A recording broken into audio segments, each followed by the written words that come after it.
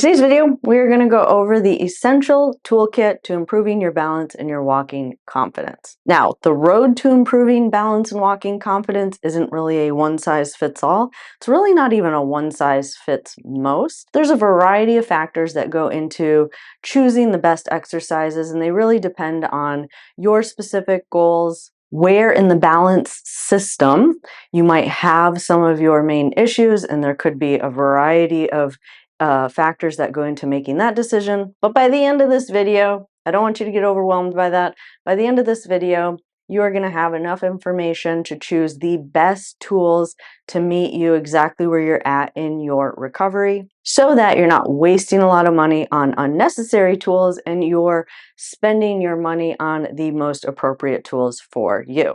If you're new to this channel, I'm Tara, I'm a neurologic physical therapist, and on this channel we talk about anything and everything related to mobility, health, fitness, and mindset in the context of neurologic injury, with the end goal of empowering you with as many tools as possible to take ownership of your rehab and your health to live an overall more active, more mobile, pain-free, happier, healthier life. Now, before we dive into today's video, there will be a handout that goes along with this video that has pictures of me using the different tools, as well as descriptions on why you might want to choose a specific tool. And that is all located in a PDF handout that is available to our gold and our bronze monthly members. To learn more about our membership programs and to sign up, you can visit rehab-hq.com. Now, let's talk about balance. Before you buy anything, there is some foundational information or knowledge that is necessary to make sure that you're selecting the best exercises for you, given your lifestyle and your phase of recovery. But when it comes to selecting tools, there are some things that you want to take into consideration. One is, what are the conditions where you feel the least confident with your balance? For example, is it on uneven surfaces? Is it on surfaces that move, like a boat? Is it on uneven surfaces, or along those same lines, kind of like what I would call like unpredictable surfaces? Unpredictable surfaces might be something like stone or rock, or walking in a forest with roots where you don't always know what your foot is going to be landing on next. That's kind of like an unpredictable surface. So that's step one, making a list of all the surfaces that might be causing you problems or making you feel less secure when you're in the real world. And then trying to recreate those surfaces in your home. And that is where tools become so valuable. So as you can see, I have a variety of tools here that pretty much address all of those kind of surface categories that I just mentioned. And again, remember, what you're trying to do is figure out where you feel the least confident, write down those conditions, try and problem solve and figure out what's going on underneath your feet that's making you feel less confident, and then recreating those scenarios in your home. If you're really early in the recovery stage and you haven't really been out into the real world yet, well, then there's also kind of a strategy for that as well. And it's moving from really controlled, stable surfaces and then slowly increasing the amount of unpredictability within that surface. And so that is how the tools that we go through are kind of going to be structured, is going from like easiest to hardest. So that means for those of you that are in the early stages and you haven't been out in the real world yet, or you don't really know where your kind of insecurities lie, my suggestion is you start at the beginning of this list and you kind of go through them in order. So hopefully all of that made sense, but now let's dive into some of these products, how to use them, and when to use them. Okay, no surprise to those of you who have been around here for a while.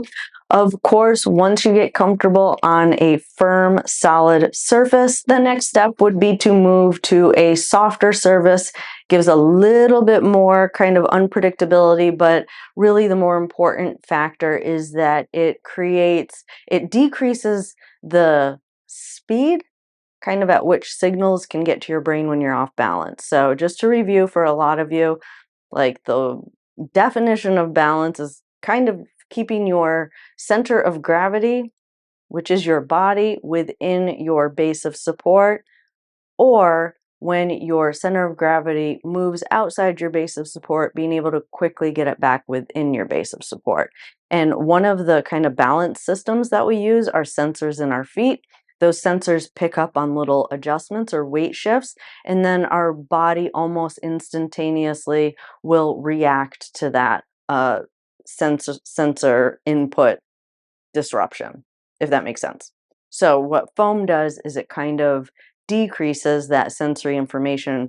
Not only that, because it's a softer surface, it also delays your body's ability to react. So when you're on a firm surface, force is immediately applied to the bottoms of your feet to help you correct your loss of balance. When you're on a softer surface, some of that force is absorbed into the surface itself, and so you don't get as much of that reactive response that you would get compared to when you're on a firm surface. So a lot of reasons why foam is valuable. Step 1 is to start with your feet wide. Step 2 would be to narrow your base, right? Because now that center of gravity is going to get shifted outside that base of support a little bit more easily. So it requires a little bit more skill in your balance system to be able to self-correct that, getting that center of gravity directly over that base of support. So sticking with that, narrowing that base even just a little bit more, trying to put your feet in kind of like a staggered position. And then the final step would be to try and go to single leg standing. Now, the other area where foam is an excellent balance tool to build your balance confidence is to try and stand on it with your eyes closed. Just like I said, those sensors in our feet are kind of like one balance system that our body uses, or one sensory system that our body uses to maintain our balance. The other one is vision. We use vision to have reference points in our environment. Those reference points are kind of continually flashing images on the back of our brain. Our brain is using that sensory information as well to kind of right the ship or keep the ship vertical. So another way that you can challenge yourself on foam is to kind of eliminate that sensory system as well. What that does is it'll shift to some of the more intrinsic systems. And so it's a valuable tool to just kind of sharpen some of the other sensory systems that are involved in maintaining balance. So arms across your chest, closing your eyes. You can see my feet are shoulder width apart.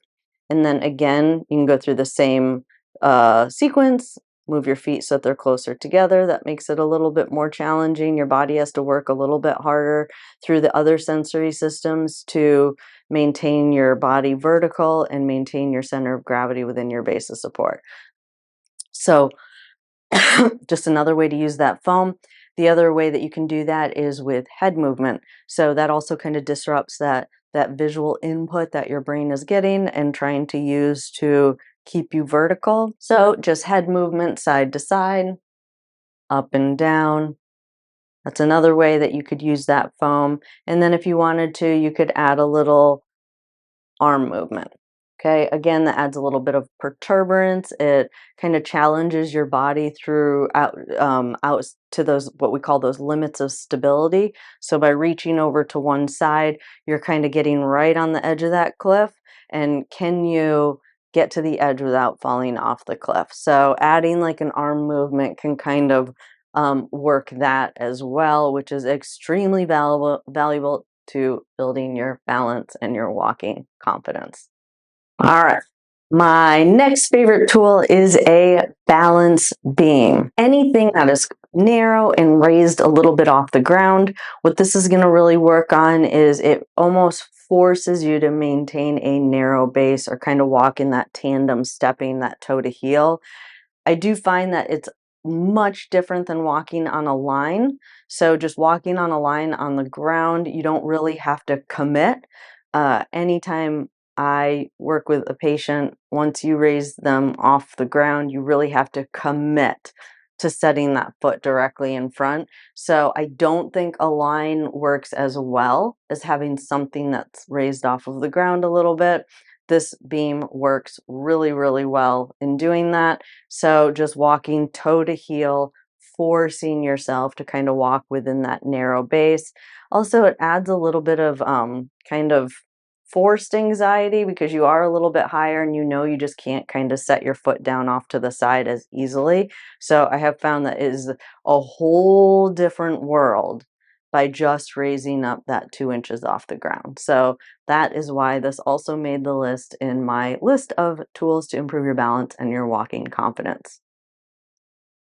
Now, once you can walk with a narrow base of support and you can walk on that foam without losing your balance, or you can stand on that foam without losing your balance and without reaching for anything, the next step would be to move to something that is more unpredictable. So a wobble board is an excellent tool. The other thing about a wobble board, not only is it unpredictable, so be thinking about those scenarios again, what's underneath your feet when you are feeling the least confident, but it also forces you off balance more easily. So it really does require you to kind of sharpen your righting reactions. So your ability to right the ship once you are thrown off balance. So love, love, love it. In the very beginning with this, I work on people just force yourself to the side and then force yourself to the other side. That makes it a little bit more predictable and a little bit less scary. Like just get on there with the intention of just shifting your weight from side to side. That is the easiest place to start. And then you can go through a similar sequence to what we did on the foam. You can just try and stand and keep the board parallel to the ground. You can try narrowing your base, so bringing your feet a little bit closer together. And the same thing, trying to keep that board level. For those of you that have hemiparesis, the other reason I think a wobble board is great, I should have mentioned this earlier, but is just trying to keep it parallel to the ground. It'll really keep you honest as to how much weight you have on your involved leg or lack thereof. So, I talk about compensation quite a bit. This is a true test if someone is compensating, because obviously that stronger leg, if all your weight's on that leg, the board's just going to stay tipped to one side. So it really does kind of retrain your brain to put equal weight on both legs. That's the other reason that I love this. But then again, you can add the arm movements, you can narrow your base of support, you can turn it and go the other direction. This is kind of what we call like a uni-axial wobble board. There are ones that kind of have like a ball on the bottom. I definitely think you should start with this where it only tips in one direction. But that being said, you can turn it and have it tip in the other direction, kind of stagger your feet. If you're someone that falls back a lot, this is what I like to do with it a lot, is kind of start with it back and learn how to bring your body weight forward. So those of you that have difficulty getting up out of a chair, so you always fall back in a chair, or it takes you 2 or 3 attempts before you actually stand up. A wobble board is great because you can work on that anterior weight shift. So if you've watched any of my sit to stand videos where I talk about that, a lot of times why people can't get up on the first attempt is because they're not shifted forward enough. You're not shifting your body weight forward. So you can use a wobble board to help work on that anterior weight shift or shifting that body weight forward. So just another side note, doesn't really help. That's not really related to balance or walking, but it is something that's very problematic for a lot of people. So that's another way that you could work on that, using the wobble board to work on sit to stand. So again, another tool I love, love, love for working on balance and walking confidence. All right, next on the list, going in order of difficulty, would be these AirPods. Love, love, love these AirPods. They're super challenging. Again, because they quickly disrupt your balance. So you do really have to have even sharper balance response reactions.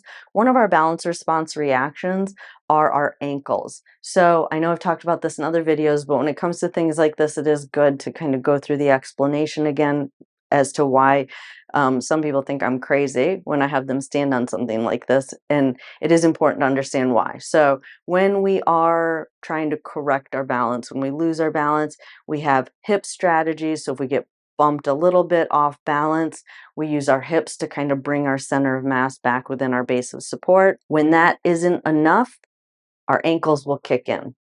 And then when that's not enough, we resort to a stepping strategy. But where air pods like this become valuable is for those ankle balance response reaction strategies. So standing on these pods really sharpens those kind of like really fine-tuning ankle muscles that really do help us to maintain our center of gravity over our base of support, but also returning our center of gravity to within our base of support if we are thrown off balance. So love, love, love these. Use a corner. Talked a lot about this.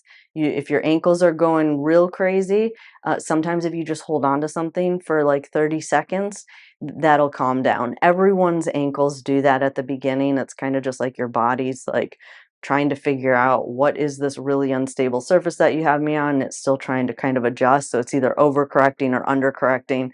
And then your ankles kind of like settle down a little bit and you won't like be as shaky. But, if you're not shaking at all, you probably don't need to do the activity. So you want your body to be using some of these balance reactions. So it shouldn't look perfect. If it looks perfect, it's probably too easy for you as far as an activity that's trying to improve your balance confidence. So hold on to start, and then eventually, once you're safe and you feel comfortable, you could try letting go. But again, another great, great, great tool for improving your balance and your walking confidence. All right. And then finally, for the grand finale, one of my newest tools that I love, love, love, and I was so excited when I found it, and even more excited that has a 500-pound weight limit on it, is kind of this wobble board. I don't really know what it's called, but I've always had a hard time finding a tool where I can recreate the conditions of like being on a boat or a paddle board, which are extremely common activities in my part of the world or country. So this actually does that. I think it does it way better than a wobble board. So you can see it's almost kind of like shaped like a boat. And again, just going side to side on it, trying to maintain your balance. The other thing that I use it for is forward and backward stepping. There is just something about being able to get your feet a little bit wider and just the way that it pushes you and kind of rocks you forward. I just love it. I do think it creates a completely different experience from a wobble board. Case in point is I recently used it with someone that I put on the wobble board a ton, and this patient, when she got on this, it was a completely different experience. She was not as confident on this as she was on the wobble board. And so it definitely does create a different experience. I know that for a fact because when I have someone on a wobble board, or when I'm on a wobble board, it's definitely not the same experience as like being on a boat. This feels like you're like on a boat or a kayak or a canoe for sure because it has that same rounded bottom. So absolutely love this tool. There's so much you can do on it. Even if you're higher level, it's a great kind of like a workout too, because of the rocking motion. So there are a lot of things that I love about this. But again, this is the final tool in our toolkit today. If you're new to this channel and you haven't yet subscribed and you like this kind of video, definitely hit that subscribe button and turn on that notification bell so that you'll get notified every time I upload new videos. Don't forget there's a PDF handout that goes along with this video that has the pictures of all the tools, as well as some of the exercises or ways in which I use these tools, as well as the PDF handout will have all of the links to the products as well. If you want to get exercises throughout the week, you can head on over to Instagram and follow us over there where I post 1 to 2 videos every single week. I enjoyed spending time with you all today, and I'll see you in the next video. Have a good day.